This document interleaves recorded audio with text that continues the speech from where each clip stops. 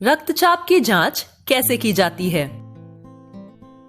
शरीर के सारे अंगों तक रक्त पहुंचाने के लिए हमारा हृदय रक्त को एक खास दबाव पर पंप करता है और इसी दबाव को रक्तचाप या ब्लड प्रेशर कहते हैं। ये समझने के लिए रक्तचाप होता क्या है, ये वाला वीडियो देखो। हृदय द्वारा पंप किया गया रक्त वाहिनियों में आता है और इनकी दीवारों पर दबाव बनाता है। इसी का उपयोग करके डॉक्टर ब्लड प्रेशर नापते हैं। बीपी नापने की यह मशीन स्फिग्मो मैनोमीटर का इस्तेमाल होता है। इसे बीपी अपैरेटस भी कहते हैं। Knob, cuff, rubber tube, rubber bulb, rubber valve और गेज, इसे ऐसे खोलते हैं। कपड़े से बने इस हिस्से को कफ कहते हैं और इसे ऊपरी बांह पर बांधते हैं। इससे दो रबर ट्यूब्स जुड़ी होती हैं। इनमें से एक ट्यूब आगे जाकर गेज से जुड़ी होती है और दूसरी इस बल्ब से। गेज एक पट्टी होती है जिससे पता चलता है कि ब्लड प्रेशर कितना है। इसके बीचों बीच एक पतली नली होती है जिसमें मर्क्यूरी यानी पारा ऊपर नीचे जा सकता है। देखो, ये नॉब है। ब्लड प्रेशर नापते समय यह हमेशा आड़ी स्थिति में होना चाहिए। रबर बल्ब में स्क्रू जैसा एक वॉल्व होता है। इसे इस तरह घुमाया जाता है। चलो अब देखते हैं कि ब्लड प्रेशर कैसे नापा जाता है। सबसे पहले डॉक्टर मरीज को आराम से बैठने के लिए कहते हैं। मरीज का हाथ ऐसी स्थिति में होना चाहिए और पैर फर्श को छूने चाहिए। बीपी अपैरेटस खोला जाता है। कफ निकालकर उसे मरीज की कोहनी से 2 अंगुल ऊपर ऐसे बांधते हैं। फिर सुनिश्चित करते हैं कि कफ बहुत कसा हुआ या बहुत ढीला तो नहीं है। उसके बाद स्टेथोस्कोप अपने कानों पर लगाते हैं।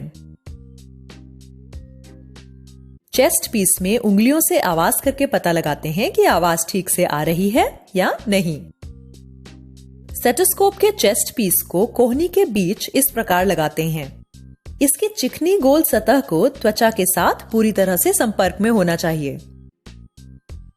दूसरे हाथ से रबर बल्ब का वॉल्व बंद करते हैं और रबर बल्ब को पंप करते हैं। गेज का पारा ऊपर जाने लगता है। साथ ही कफ में भी हवा भर जाती है। इस हवा के दबाव की वजह से रक्त प्रवाह थोड़ी देर के लिए बंद हो जाता है। जब पारा 160 या 180 तक पहुंच जाता है तो डॉक्टर रबर बल्ब को पंप करना बंद कर देते हैं। वॉल्व को उल्टी दिशा में घुमाया जाता है। अब हाथ से दबाव कम हो जाता है। पारा धीरे धीरे नीचे आता है।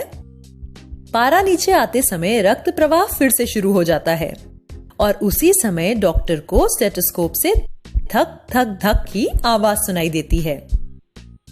इस आवाज की शुरुआत होने पर पारा जिस स्तर पर होता है उसे दर्ज कर लेते हैं और इसे कहते हैं सिस्टोलिक ब्लड प्रेशर। यहां आवाज 110 पर आना शुरू हुई है। पारा नीचे आते समय यह धक धक आवाज आती रहती है और एक जगह पर बंद हो जाती है। आवाज बंद होने पर पारा जिस स्तर पर होता है उसे डायस्टोलिक ब्लड प्रेशर के रूप में दर्ज करते हैं। यहाँ पारे के 70 पर पहुंचने पर यह आवाज आनी बंद हो गई है तो वॉल्व को पूरा घुमाया जाता है। डॉक्टर कफ में बची हुई हवा को निकाल देते हैं। स्टेथोस्कोप को कान से निकालते हैं। मरीज के ऊपरी बांह में लगे कफ को हटाते हैं और बीपी अपैरेटस उचित जगह पर रख देते हैं। क्या तुम उस मरीज का ब्लड प्रेशर बता सकते हो जिसे हमने इस उदाहरण में देखा है? वह है 110 सिस्टोलिक और 70 डायस्टोलिक या 110/70 मिलीमीटर ऑफ मर्क्यूरी। इसे ऐसे लिखा जाता है 110/70 mmHg। mmHg ब्लड प्रेशर को मापने की इकाई है। 110/70 मिलीमीटर ऑफ Hg यह सामान्य ब्लड प्रेशर होता है। ब्लड प्रेशर 140/90 mmHg से ज्यादा हो तो उसे हाई ब्लड प्रेशर कहते हैं और अगर यह 100/60 mmHg से कम हो तो इसे लो ब्लड प्रेशर कहा जाता है।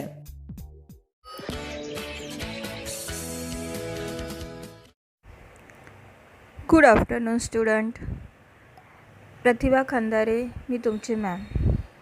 स्टुडंट, आज आपण मनुष्याचे ब्लड प्रेशर कसे होतात ते तुम्ही मी टाकलेल्या व्हिडिओमध्ये बघितलेच असेल। आपण आता थोडंसं डिटेलमध्ये बघूया। स्टुडंट, ब्लड प्रेशर मापनाच्या मशीनला स्फिग्मोमॅनोमीटर म्हणतात। ब्लड मीटर मापनाच्या मशीनला काय म्हणतात? स्फिग्मोमॅनोमीटर असे म्हणतात व त्याला BP ॲपरेटस असे सुद्धा म्हणतात। लक्षात ठेवा नाव स्टुडंट, त्याला BP ॲपरेटस असे सुद्धा म्हणतात। तसेच BP म्हणजे काय? BP म्हणजे काय तर BP म्हणजे ब्लड प्रेशर हे अत्यंत महत्त्वाचा भाग आहे। BP म्हणजे मनुष्याच्या रक्तवाहिनीमधील प्रेशर। मग हे प्रेशर मोजण्यासाठी वापरण्यात येणाऱ्या यंत्रास BP ॲपरेटस असे म्हणतात। त्या पूर्ण यंत्राला स्फिग्मोमॅनोमीटर असेही म्हणतात। BP ॲपरेटसमध्ये काय काय असतात ते तुम्हाला सांगते आतमध्ये। त्यांना नॉब असतं, cuff rubber, rubber bulb, rubber tube, gauge, rubber valve हे महत्त्वाचे पार्ट त्याच्यामध्ये असतात। व कपड्यांच्या कव्हर केलेल्या बॅगला रबर कफ म्हणतात। तुम्ही बघितलंच असेल ना व्हिडिओ, त्यामध्ये काय होतं, तिच्या दंडाला लपटलेला भाग तो कोणता भाग असतो? कोणता? रबर कफ बॅग म्हणतात त्याला। तसंच स्टुडंट, नॉर्मल पेशंट जर असेल तर खुर्चीवर बसून त्याची पाय जमिनीला स्पर्श केलेले असावे, हो की नाही? आणि हात टेबलवरती सरळ पोझिशनमध्ये ठेवलेले असावे। दंडाला रबर कफ फिक्स करावे। त्याला इलॅस्टिक कॅचरने रबर कफला फिक्स केले जाते व फिटिंग केले जाते व्यवस्थितपणे, की जेणेकरून लूज होऊ नये किंवा घट्टसुद्धा होऊ नये। त्यानंतर रबर कफपासून 2 रबर ट्यूब बाहेर आलेल्या दिसतात, हो की नाही तुम्हाला? रबर कफ आपण बांधल्यानंतर खाली 2 रबर ट्यूब अशा खाली येत आपल्या हाताच्या खाली येत असलेल्या तुम्ही बघत असाल। पहिली जी आपली रबर ट्यूब आहे ही ब्लड प्रेशर गेजला लावतात आणि दुसरी रबर ट्यूबला जोडलेली ही स्टेथोस्कोपला कानाला लावून पल्स साऊंड चेक केला जातो त्याने व्यवस्थित। दुसरी जी काय आहे ती स्टेथोस्कोपला लावून पल्स चेक केला जातो। आवाज व्यवस्थित येतोय का नाही स्टेथोस्कोपच्या चेस्टपीसच्या हाताने आपण रक्तवाहिनीवर ठेवून त्याचा साऊंड चेक केला जातो अगोदर, आणि एका हाताने चेस्टपीस ठेवला जातो, दुसऱ्या हाताने रबर बल्बचा वॉल्व बंद करून हवा पंपिंग केली जाते। त्यामुळे रबर कफमध्ये हवा भरली जाते की त्यांचा प्रेशरामुळे व मेकिंग स्केलमधील असलेल्या पातळीमध्ये हालचाल दिसते। त्याच हालचालीला आधी पेशंटच्या स्थितीत ब्लड प्रेशर आणि डायलॅस्टिक ब्लड प्रेशर आपल्याला समजते। व सिस्टोलिक म्हणजे काय? उच्चतम ब्लड प्रेशर म्हणजे उच्चतम ब्लड प्रेशर, आणि डायस्टोलिक म्हणजे न्यूनतम ब्लड प्रेशर। व्यवस्थित आहे का स्टुडंट? परत एकदा सांगते मी। सिस्टोलिक म्हणजे उच्चतम ब्लड प्रेशर आणि डायस्टोलिक म्हणजे न्यूनतम ब्लड प्रेशर। पंप केला जातो एवढी हवा भरली जाते की हाताचे रक्तभिसरण बंद होते थोड्या वेळासाठी। युजली आपण 180 ते 190 पर्यंत हवा भरली जाते त्याच्यामध्ये, नंतर ती वॉलच्या आधारे हळूहळू सोडून दिली जाते। नंतर म्हणजे हवा वापस वरती जाते आणि थोड्या वेळाने ती हवा आपण सोडून दिली जाते। युजली 110पर्यंत रक्ताचे वाहने चालू होते. वरपर्यंत कुठपर्यंत 110पर्यंत रक्ताचे वाहने चालू होत जाते. पॉईंट म्हणजे शेवटचा उच्चतम ब्लड प्रेशर होय. जोपर्यंत आपण पंपिंग करतो तोपर्यंत तो रक्तवाहिन्या चालू राहतात आणि तो पॉईंट म्हणजे तो पेशंटचा उच्चतम ब्लड प्रेशर होय. म्हणजेच सिस्टोलिक BP ज्या ठिकाणी बंद होते तो म्हणजे डायस्टॉलिक खालचा प्रेशर, त्याला न्यूनतम म्हणतात. जो खालपर्यंत येऊन जिथे स्टॉप होतो त्या प्रेशरला काय म्हणतात, तिथं न्यूनतम. Diastolic blood pressure 70/80 mmHg normal असतो जनरली पेशंटमध्ये. डायस्टॉलिक ब्लड प्रेशर हा काय असतो 70 ते 80 mmHg हे सर्वसाधारण पेशंटमध्ये नॉर्मल असतो. आणि 110 असतो याला सिस्टोलिक ब्लड प्रेशर म्हणतात. 110 असतो याला जे आपण व्हिडिओमध्ये बघितलं आहे ना आता, 110 असतो याला सिस्टोलिक ब्लड प्रेशर म्हणतात. 70-80 असेल तर त्याला डायस्टॉलिक ब्लड प्रेशर ही म्हणतात. 1/10 70 mmHg असे नॉर्मल मोजतात, आहे की नाही. 10/1 असं 70 mmHg असे नॉर्मली मोजतात. mmHg BP मोजण्याचे युनिट आहे. जे mmHg आहे त्याच्या बाजूला आता हे काय आहेत, BP मोजण्याचे युनिट असते.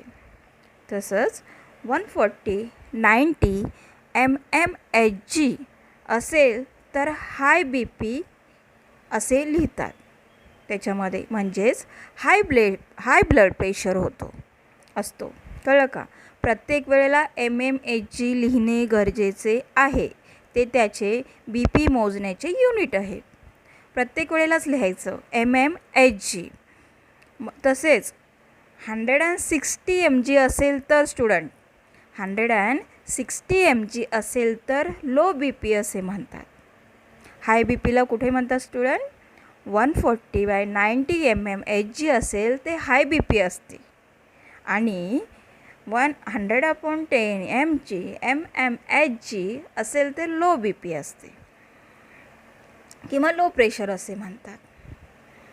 असे वेगवेगळ्या पद्धतीने किंवा वेगवेगळ्या नॉर्मल थिंगनी आपण BP चेक करू शकतो.